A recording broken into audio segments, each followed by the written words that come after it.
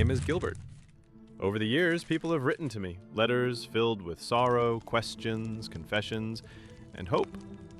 I keep them here, in this quiet place, where every word is read with care, and every story is honored.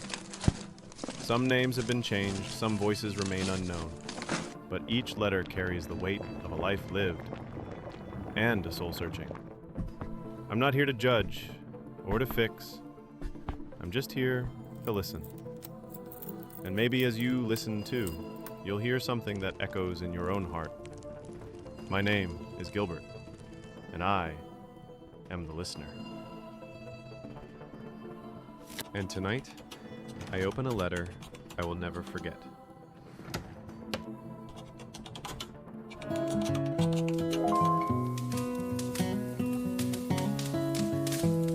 Hello, Gilbert. My name is Scott Nolan. I've been a long-time listener of your channel, and your voice has been a quiet companion to me during some of the loneliest nights. I'm writing to you today because I have a story I need to share, a story I only recently understood myself. It's about a childhood friend, a forgotten biblical passage, and a storm that finally showed me how to listen.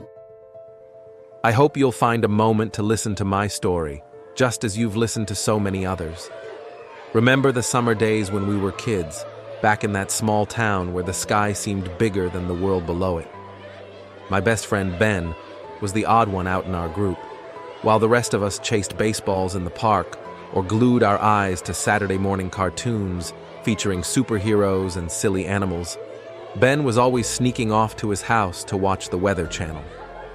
He'd sit there, cross-legged on the living room floor, his face lit up by the glow of the TV screen, tracking storm fronts and cloud patterns like they were the most exciting adventure ever invented. We teased him endlessly about it.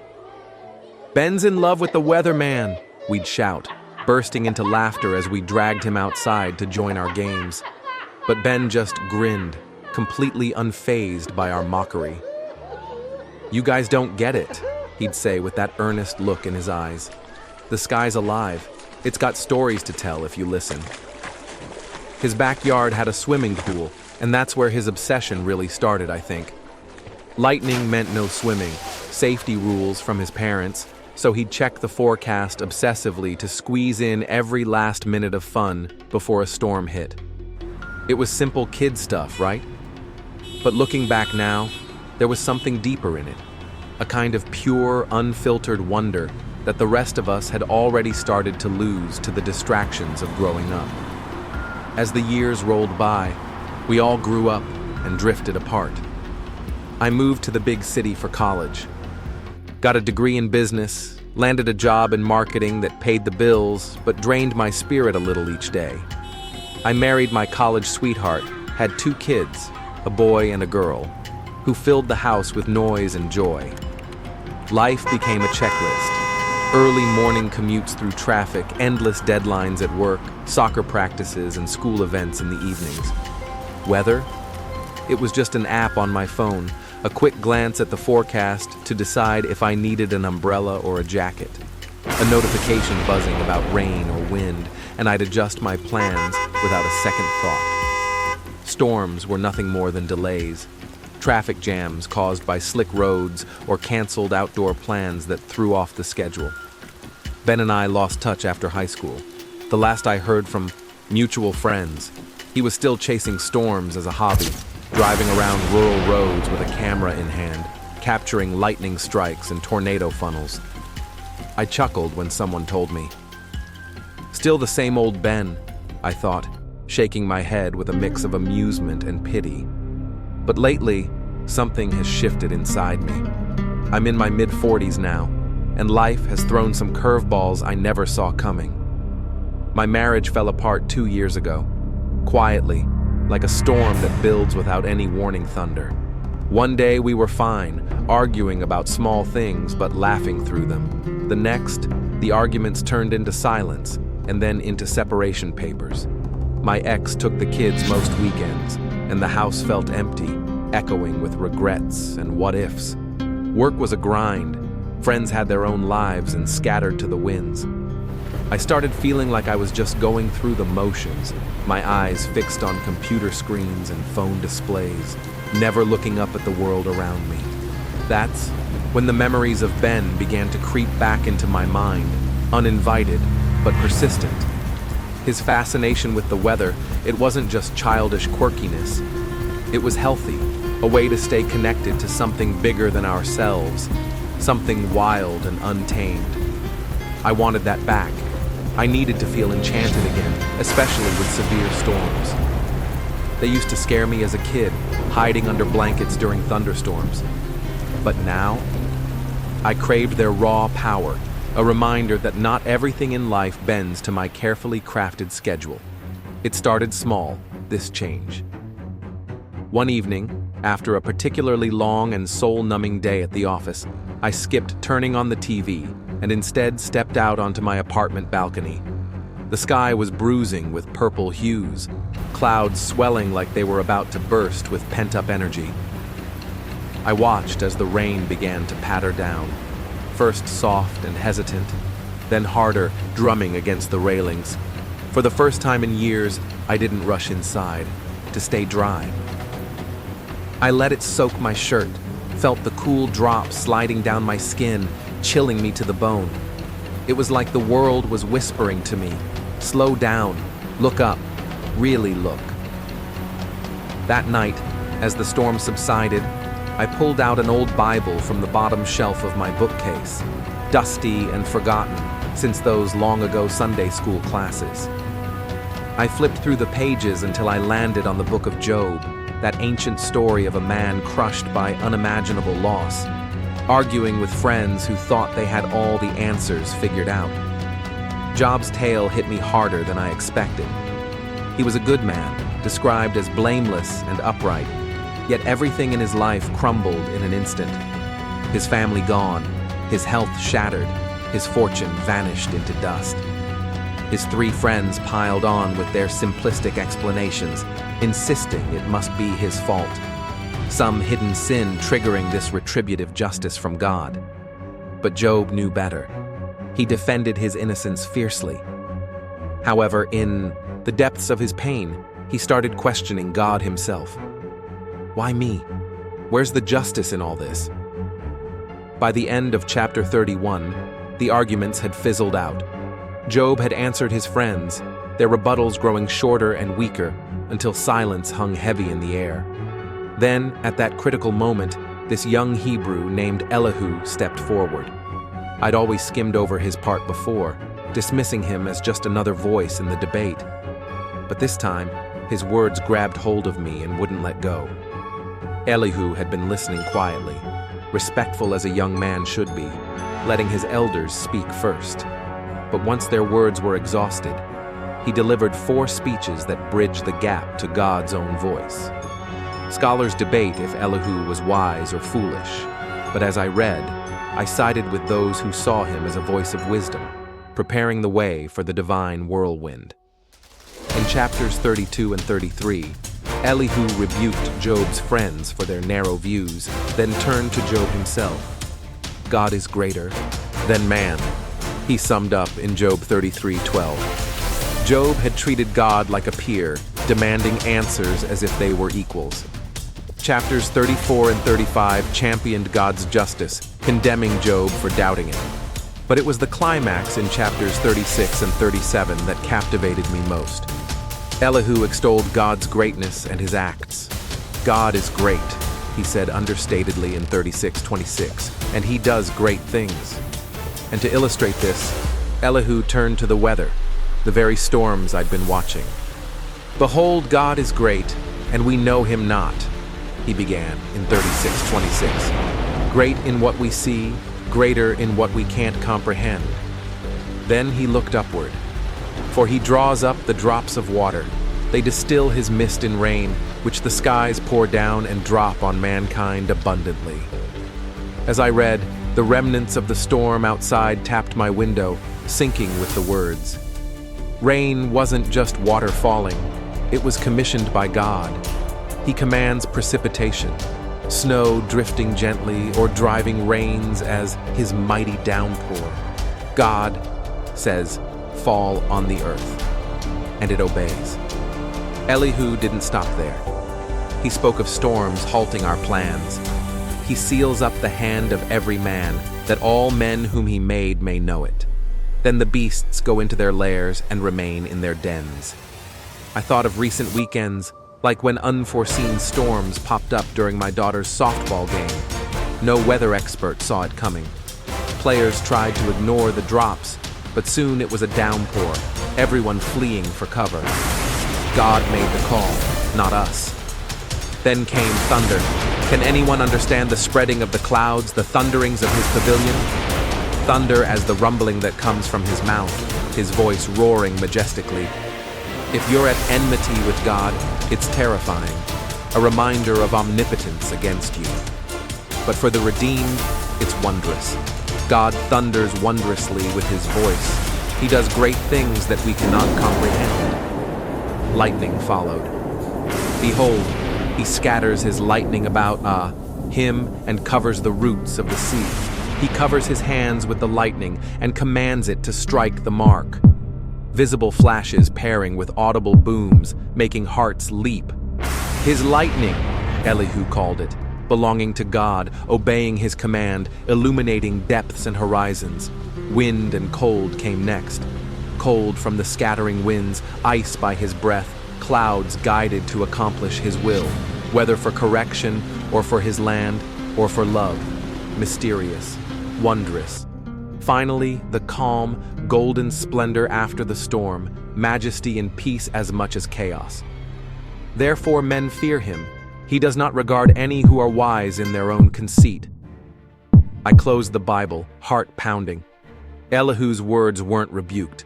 God echoed them from the whirlwind. It was a wake-up call. We pretend to know weather with science, but mystery remains. Forecasts are guesses. No one knows until it happens. That reading sparked a fire. I started seeking storms intentionally. On weekends, I'd drive out of the city to open fields, chasing dark clouds on the horizon. One Saturday, the forecast promised severe thunderstorms. I packed a thermos of coffee, a notebook, and headed to a hill overlooking rolling fields. As the sky darkened, the wind picked up, chilling my arms through my jacket. Rain came first, fat drops splattering the ground, turning dirt to mud. Then thunder cracked, so loud it vibrated through my chest like a bass drum.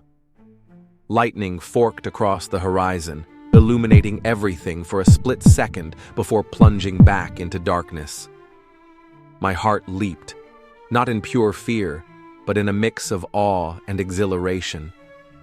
For the first time, I heard God's voice in it, just like Elihu described, not roaring against me in anger, but wondrously declaring his power.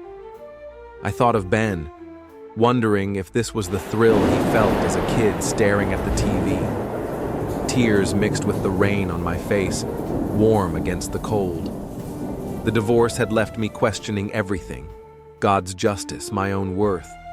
The point of it all. Like Job, I'd defended myself to friends and family, blamed my ex, even doubted if God was fair. But here, in the midst of the storm, with my plans halted and the world pausing, I felt small, known, perhaps even loved in the mystery.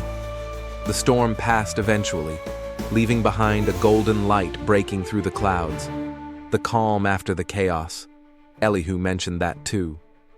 Golden splendor, he called it, with awe coming from the north. I sat there on the wet grass, soaked to the skin, breathing deep the fresh, ozone-scented air. Men fear him, Elihu ended, and he doesn't regard the conceited wise. I wasn't wise, I was broken and humbled. But in that moment, the fear turned to a profound peace, like the psalmist said, "May the Lord give strength to his people.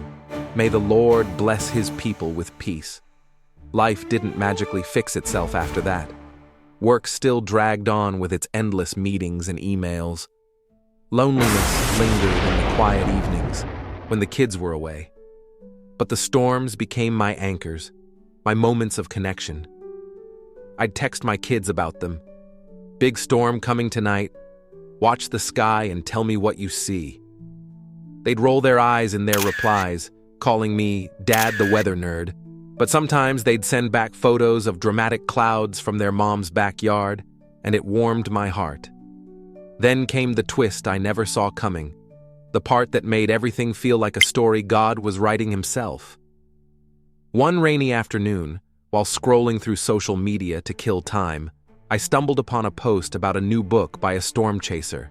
The title was Whispers in the Wind, Finding Faith in Forecasts. The author's photo stopped me cold. It was Ben, my old childhood friend, all grown up, with the same bright eyes and grin. Heart racing, I searched his name online.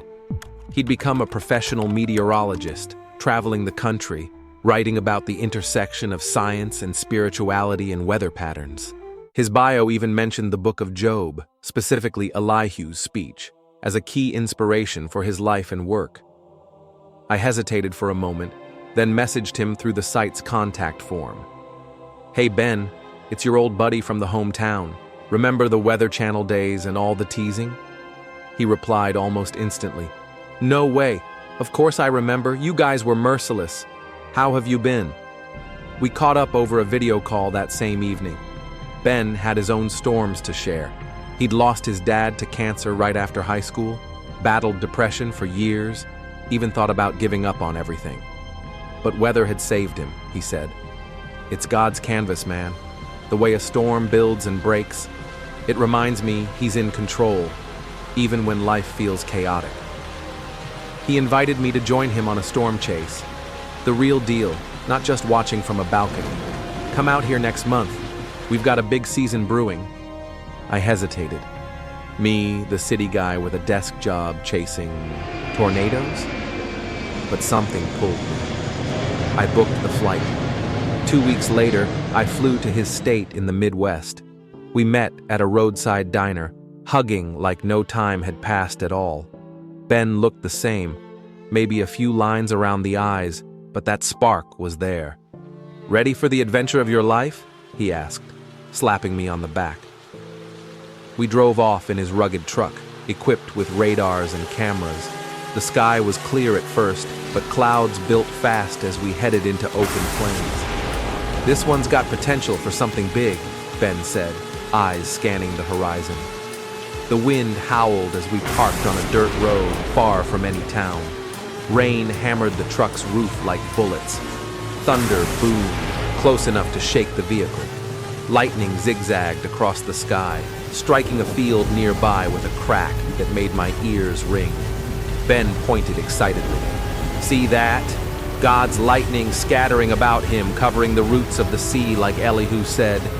We talked deep as the storm raged. My divorce, his losses, the ways life had tested us both. "It's like Job," he said. "Pain makes us question everything. But these storms, they show us God's bigger than our questions." Suddenly, the wind shifted violently. Sirens wailed in the distance from a nearby town. "Tornado watch turning to warning," Ben muttered, checking his phone. Adrenaline surged through me. This wasn't poetic anymore. It was real danger. We raced back toward safety, but the storm seemed to chase us, rain blinding the windshield, wind rocking the truck like a toy. Thunder deafened us, lightning flashing so bright it lit the interior like daytime. For a moment, pure fear gripped me. What if this was it? My mind flashed to my kids, regrets flooding in. We pulled into an underpass just as hail started pelting down. Safe, but the storm raged outside. Ben turned to me, face serious. "Scared?" I nodded, breathless. Me too, sometimes. But that's the point. We're not in charge. God is. As the storm finally calmed, the sun pierced the clouds, casting everything in that golden splendor Elihu described. We stepped out, the air fresh and charged. I felt alive in a way I hadn't in years. Emotions raw and swirling, fear, awe, gratitude all mixed. Not just for surviving, but for the friendship renewed, for the wonder rediscovered. Back home, things began to shift. I joined a Bible study group at a local church, diving deeper into Job and sharing my story with others who'd faced their own whirlwinds. One night, a massive storm hit the city. Power lines down, streets flooded, the kind that makes headlines. Instead of huddling alone, I checked on neighbors and we gathered in the hallway with flashlights and stories. I quoted Elihu, "Stop and consider the wondrous works of God." Some laughed it off, but others listened, eyes wide as thunder rolled. My ex and I started talking more, not just about logistics, but real conversations, for the kids' sake at first, then for healing. Ben visited a few months later, and we chased local storms together, laughing like kids again. Life's not perfect. Storms still come, both literal and figurative. But now, I welcome them. They lift my eyes from the ground, remind me of a majesty beyond my comprehension. Like Ben as a kid, I'm freshly enchanted. Weather isn't an inconvenience anymore. It's an invitation to marvel, to trust, to live with eyes wide open to the sky's stories. And in that, I've found a profound health for my soul, a peace that weathers any storm. So that's my story, Gilbert. I guess what I'm trying to say is that sometimes the things we dismiss as childish quirks or inconvenient delays are actually the very things waiting to lead us back to a deeper truth. Thank you for listening.